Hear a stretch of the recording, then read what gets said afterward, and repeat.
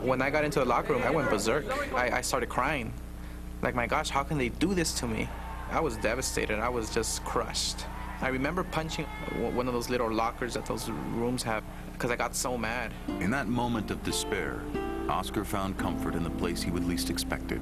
My father comes up to me and tells me, you know, you fought a beautiful fight. And I was like, whoa, okay. I mean, when I lose, now my father tells me I'm a great fighter. You know, it's like, but it felt good. It felt really, really good coming from him. Promoter Bob Arum believed the scoring was affected by a pre-fight meeting between then Nevada Athletic Commission Chairman Elias Ghanem and the Trinidad camp. There was something fishy in appointing the officials. The Trinidad camp and Don King were making noises about not wanting to come to Las Vegas because they said that the Vegas judges would favor De La Hoya. Bob Arum was aware that this meeting happened. Dr. Ghanem called him before it happened and he said, I'm going to have a meeting with Senor Trinidad at my home. Bob Arum encouraged that meeting. It was really more of a meeting to just say, look, here's the process that we follow in Nevada. We've followed it for 100 years. We're going to follow it this time. It's going to be a great fight. Everybody's going to love it. And the true champion's going to emerge. And certain assurances were made at that meeting to Trinidad. The assurances, I believed, were to the effect that the officials would be talked to before the fight. You wouldn't go to him and say, we want you to be fair for this fight. That's kind of silly when you think about it. These are the best in the world. You go to him and you say, it's a big fight. You know, this is important.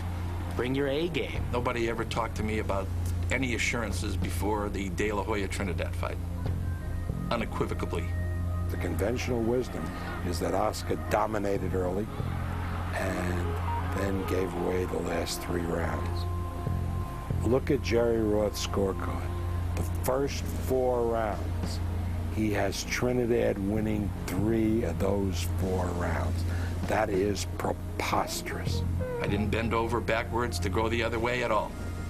And I'd be more than happy with anyone, including you, Mr. Arum, if you want to watch that fight with me with the sound turned down round by round, and we'll have a good discussion about it. And Logis' scorecard is so unbelievable that even Logis must have realized it, because he gives the 12th round to Oscar De La Hoya to make it closer, and Oscar didn't throw 1 punch in the 12th round. So his scorecard is suspect.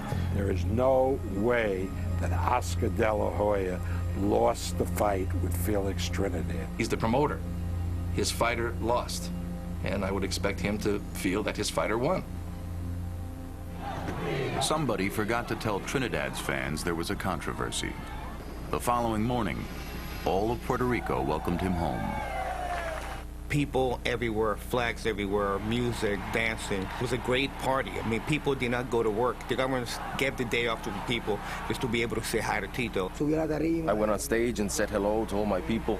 They were chanting and cheering. It was a beautiful moment, an experience I will never forget. And like I said that day, we beat Oscar De La Hoya, and the Golden Boy is no more. The fight exceeded the hype in one important way. The 1.4 million buys on pay-per-view made it the richest non-heavyweight event ever. But the fight itself left a lingering aftertaste of disappointment and a question of what could have been. This had all the makings of Leonard Hearns, Hagler Hearns, Pryor Arguello. I think the interesting story is, why did the cake not rise? What was missing? When I think of Oscar De La Hoya versus Felix Trinidad, it's the story of 2 guys who weren't quite what we thought they were. Oscar De La Hoya put on this tremendous boxing performance. He couldn't close the show. Felix Trinidad, he had a guy in front of him looking for an excuse to lose. And Felix Trinidad couldn't give him one. It was a good fight, but if De La Hoya had fought better, it would have been one for the ages, a classic. It was supposed to be the fight of the millennium. They said it didn't meet the hype. It was not my fault. I did my best.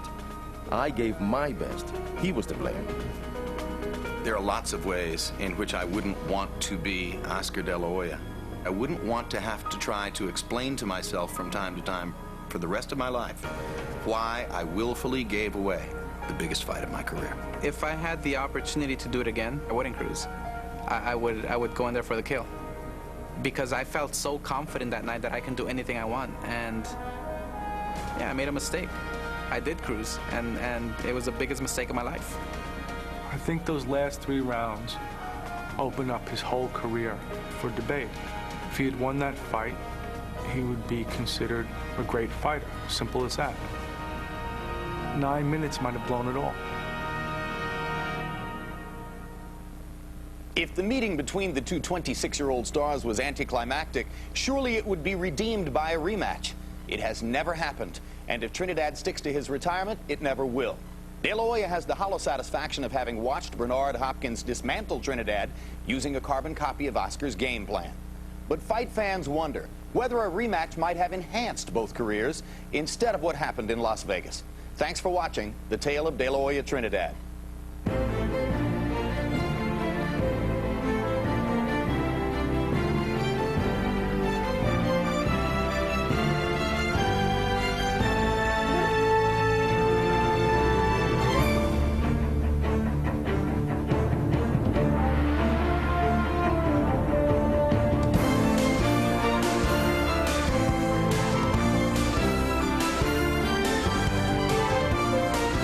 This has been a presentation of HBO Sports, the network of champions.